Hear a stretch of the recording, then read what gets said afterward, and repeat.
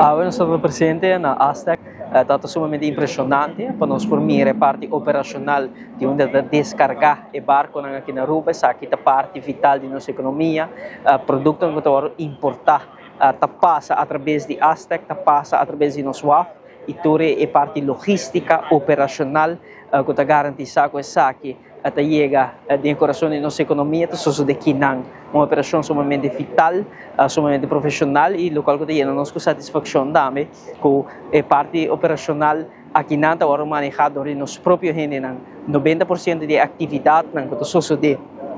a área aqui, da nosso próprio profissional local tem encarregado que aqui e tem uma autoridade e tem reconhecer também do Caribe como onde é melhor porta marítimo para descarregar barco do Caribe, de qual nós somos muito orgulhosos de nosso profissional também. Por mira turnover,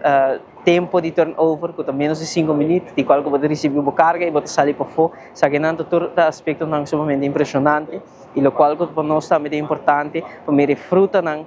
de gabinete EIMAN 1 e 2, que tem a visão para transladar, o qual que trata de porta marítimo para descarregar barco fora de onde que estava na hora em estado para barcadeira e ao mira o qual que é parte operacional que sucede aqui não que é vital para nossa economia e para mira aqui a visão grande que tem de governo responsável e agora que back tem governo responsável que tem uma visão muito grande para o que trata de porta marítimo, mas também colaboração